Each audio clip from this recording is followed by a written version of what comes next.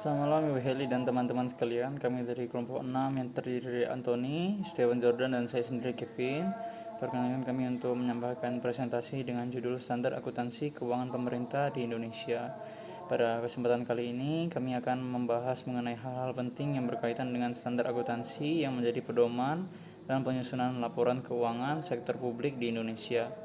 Topik utama yang akan kami paparkan meliputi tujuan standar akuntansi keuangan, pilar standar akuntansi keuangan di Indonesia, pengertian SAP, reformasi SAP di Indonesia, perbedaan isi pokok antara SAP berbasis akrual dan SAP berbasis kas menuju akrual, faktor-faktor yang mempengaruhi implementasi SAP berbasis akrual di Indonesia.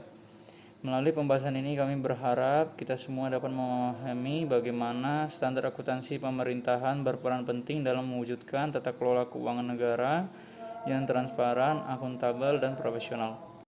Yang pertama ada tujuan standar akuntansi keuangan. Tujuan disusun standar akuntansi keuangan menurut kelompok kami adalah untuk keseragaman laporan keuangan yang relevan dan andal, kemudian memudahkan penyusunan laporan keuangan dan meminimalkan bias dari penyusun karena ada pedoman baku. Ketiga, memudahkan auditor dalam mengaudit. Selanjutnya, memudahkan pembaca laporan keuangan untuk menginterpretasikan dan membandingkan laporan keuangan dengan entitas yang berbeda. Dan yang terakhir, banyaknya pengguna laporan keuangan sehingga penyusun tidak dapat menjelaskan kepada masing-masing pihak. Kemudian ada pilar standar akuntansi di Indonesia. Standar akuntansi keuangan atau SAK merupakan seperangkat prinsip prosedur dan pedoman yang digunakan oleh entitas dalam menyusun laporan keuangan agar informasi yang disajikan dapat dipahami, relevan, andal, dan dapat dibandingkan. Tujuan utama diterapkannya SAK adalah untuk memastikan bahwa laporan keuangan yang dihasilkan dapat digunakan sebagai pengambilan keputusan oleh berbagai pihak, seperti investor, kreditor, pemerintah, maupun masyarakat. Di Indonesia, SAK dibagi menjadi 4 pilar. Yang pertama ada SAK umum atau standar akuntansi keuangan umum. SAK umum merupakan standar akuntansi yang disusun dengan mengadopsi IFRS International Financial Reporting Standards yang ditertibkan oleh IASB International Accounting Standard Board. SAK ini digunakan oleh entitas yang memiliki akuntabilitas publik seperti perusahaan terbuka, lembaga keuangan, perusahaan besar, dan entitas lain yang laporan keuangannya digunakan oleh masyarakat luas. Tujuannya untuk memberikan pedoman penyusunan laporan keuangan yang transparan, andal, dan relevan bagi pengguna eksternal, menyediakan dasar bagi entitas untuk melaporkan posisi keuangan, kinerja, dan arus kas secara konsisten dan dapat dibandingkan secara internasional.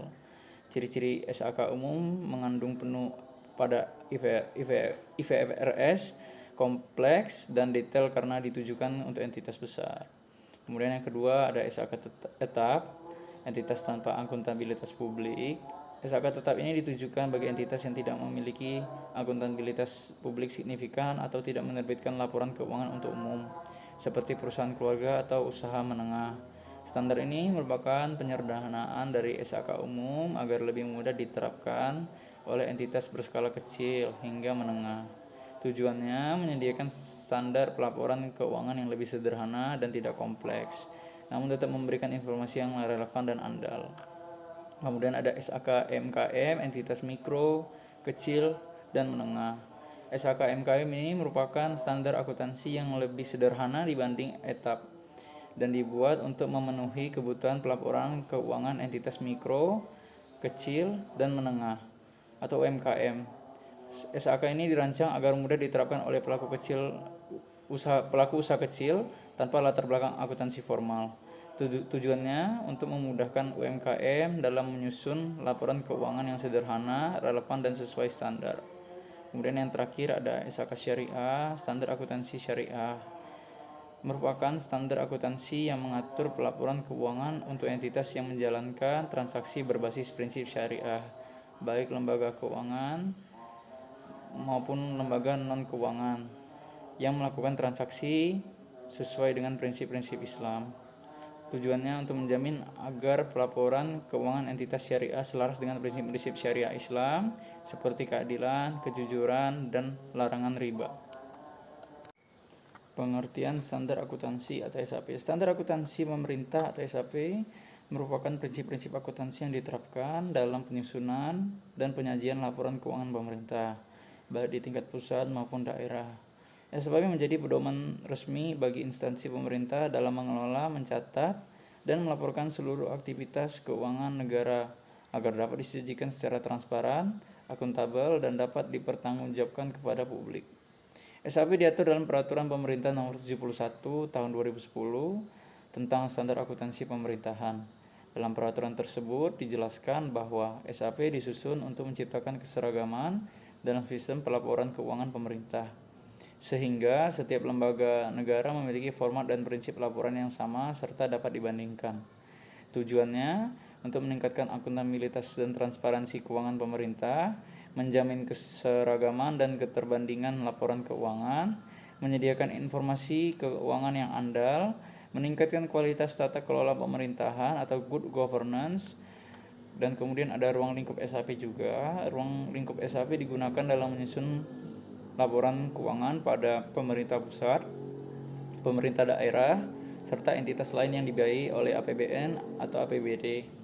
Laporan keuangan yang disusun berdasarkan SAP meliputi laporan realisasi anggaran, neraca, laporan operasional, laporan arus kas, laporan perubahan ekuitas, serta catatan atas laporan keuangan. Berikut presentasi saya dilanjutkan oleh rekan saya. Baiklah, saya akan melanjutkan materi pada presentasi ini pada bagian D, yaitu reformasi standar akuntansi pemerintah atau SAP di Indonesia. Pencatatan transaksi keuangan dilakukan dengan metode pencatatan single entry yang disebut akuntansi tradisional, yang menghasilkan laporan perhitungan anggaran, pendapatan, dan belanja. Pemicu pemerintah menerbitkan PRI nomor 24 tahun 2005 tentang standar akuntansi pemerintah adalah berkembang karena pemerintah telah melihat adanya perkembangan akuntansi komersial di Indonesia, dan pada tanggal 13 Juni 2005 Indonesia pertama kalinya memiliki SAP berbasis kas menuju akrual. Kemudian pemerintahan menerbitkan PPRI nomor 71 tahun 2010 tentang standar akuntansi pemerintahan yang mengharuskan pemerintah menggunakan basis akurat. Nah, ini adalah perbedaan PSAP pada tahun 2005 dan PSAP pada tahun 2021. Pada PSAP 01 kedua tahun tersebut sama saja, yaitu penyajian laporan keuangan, dan PSAP 02 perbedaannya yaitu pada tahun 2005 laporannya relasi anggaran, sedangkan pada tahun 2021 laporannya relasi anggaran berbasis kas.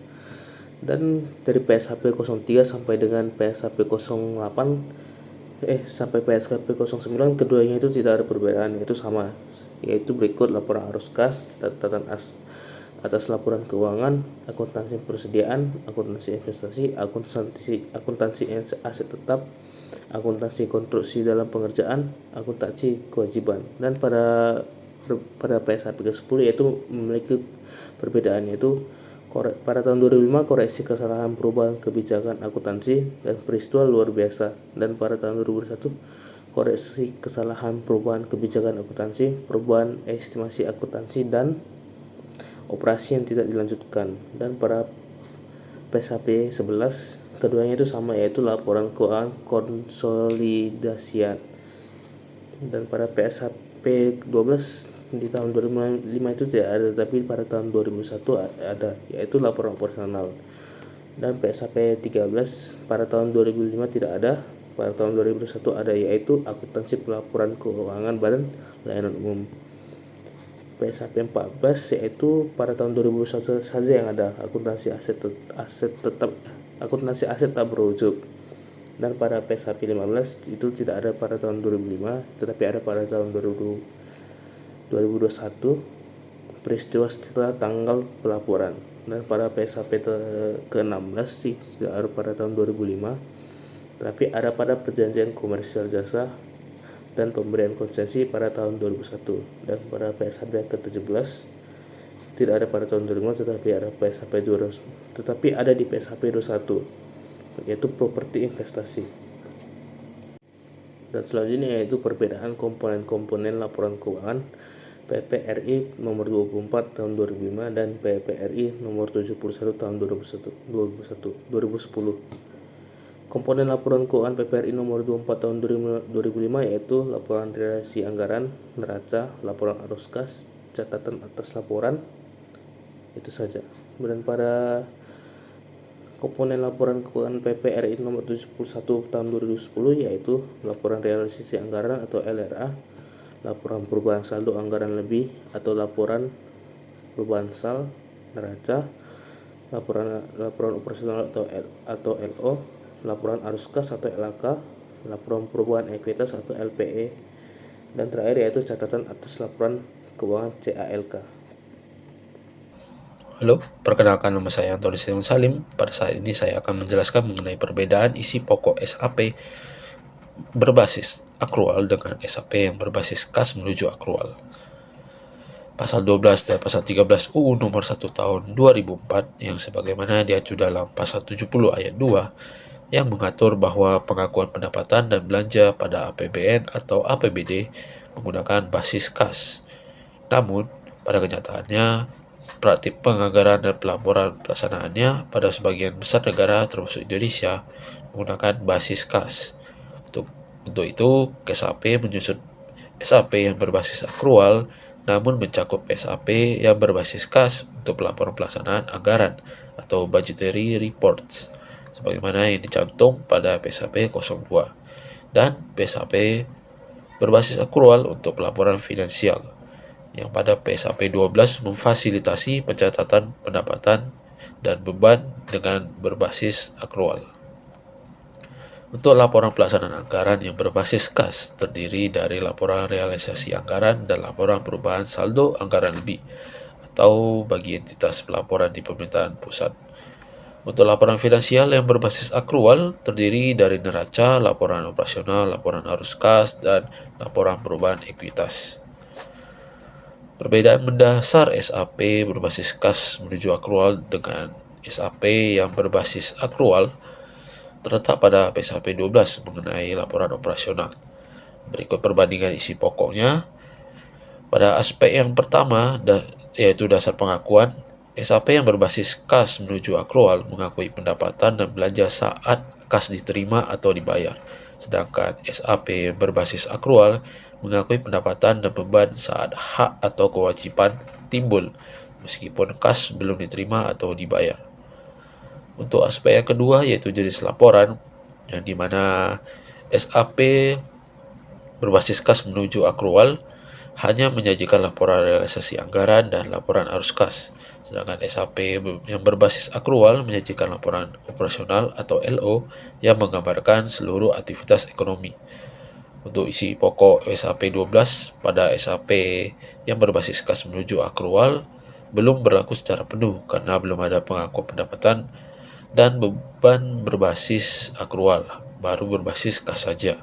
Sedangkan SAP yang berbasis akrual memuat pendapatan LO, beban LO, surplus atau defisit dari kegiatan operasional. Untuk fokus pelaporan pada SAP yang berbasis kas menuju akrual lebih menilai realisasi dan kepatuhan terhadap anggaran. Sedangkan SAP yang berbasis akrual lebih menilai kinerja keuangan, efisiensi, dan efektivitas kegiatan operasional pemerintahan.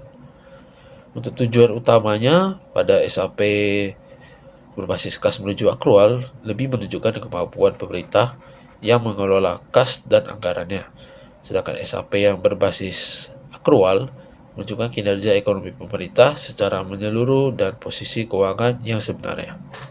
Kita lanjut pada bagian berikutnya mengenai faktor-faktor yang mempengaruhi implementasi SAP berbasis akrual di Indonesia.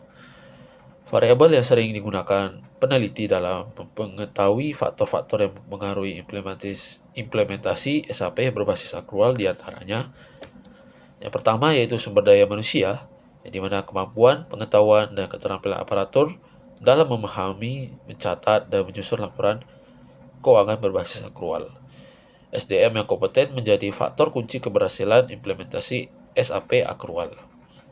Yang kedua yaitu komitmen organisasi, tingkat kesungguhan organisasi atau pemimpin dan pegawai di dalamnya dalam mendukung serta menjalankan penerapan SAP yang berbasis akrual secara konsisten dan berkelanjutan. Yang ketiga yaitu komunikasi, yang dimana proses penyampaian informasi, sosialisasi, dan koordinasi antar bagian terkait implementasi SAP akrual. Komunikasi yang efektif meminimalkan kesalahpahaman dalam pelaksanaan. Yang keempat yaitu gaya kepemimpinan. Cara pemimpin mengarahkan, memotivasi, dan mengawasi bawahannya dalam penerapan SAP yang berbasis akrual. Kepemimpinan yang berpartisipasi dan visioner mendukung keberhasilan implementasi SAP berbasis akrual. Yang kelima yaitu teknologi informasi, yang dimana ketersediaan dan kemampuan sistem aplikasi akuntansi, perangkat lunak, serta jaringan komputer dalam mendukung pencatatan dan pelaporan berbasis akrual. Yang keenam yaitu perangkat yang mendukung, terdapat dokumen, pedoman teknis, serta sistem administrasi yang menunjang proses penerapan SAP berbasis akrual, termasuk manual akuntansi, SOP, dan peraturan turunan. Yang ketujuh yaitu sistem pengendalian internal, di mana mekanisme pengawasan, prosedur, dan kontrol internal yang memastikan penerapan SAP dilakukan secara akurat, transparan, dan bebas dari kesalahan material. Yang terakhir yaitu ketersediaan sarana dan prasarana, yang dimana fasilitas fisik seperti ruang kerja, komputer, jaringan, dan infrastruktur lain yang mendukung kelancaran implementasi sistem akuntansi akrual.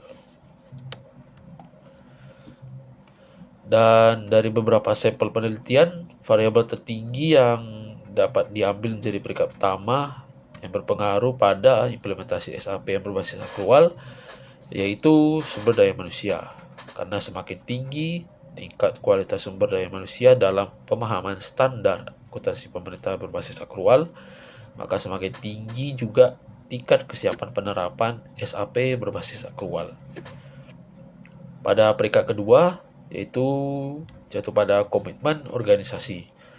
Semakin tinggi komitmen organisasi dalam penerapan standar akuntansi pemerintahan berbasis akrual, maka semakin tinggi pula tingkat penerapan standar akuntansi pemerintahan berbasis akrual. Peringkat ketiga yaitu komunikasi. Semakin baik komunikasi yang dilakukan oleh SKPD dalam mensosialisasi dan menerapkan standar akuntansi pemerintahan yang berbasis akrual, maka semakin tinggi pula tingkat penerapan standar SAP yang berbasis akrual. Baiklah, sebagai penutup dari presentasi kelompok kami, yaitu kami memiliki kesimpulan dan saran, yaitu kesimpulannya, standar akuntansi pemerintahan atau SAP merupakan pedoman penting dalam penyusunan laporan keuangan pemerintahan yang berfungsi untuk mewujudkan transparansi, akuntabilitas, dan konsistensi pengelolaan keuangan negara. Penerapan SAP di Indonesia diawali dengan PP nomor 24 tahun 2005 yang berbasis kas menuju akrual. Kemudian disempurnakan melalui PP nomor 71 tahun 2010 yang menggunakan basis akrual penuh. Dan saran dari presentasi ini adalah dalam rangka mendukung penerapan standar akuntansi pemerintahan atau SAP yang berbasis akrual secara optimal, diperlukan upaya yang berkesinambungan dari seluruh pihak terkait. Pemerintahan perlu meningkatkan kompetensi sumber daya manusia di bidang akuntansi melalui pelatihan dan pendidikan yang berkelanjutan agar pemahaman tentang SAP tersebut semakin merata dan ada di seluruh instansi negara. Terima kasih. Baiklah, sekian presentasi dari kelompok kami. Jika ada salah kata, maaf dari kami. Terima kasih.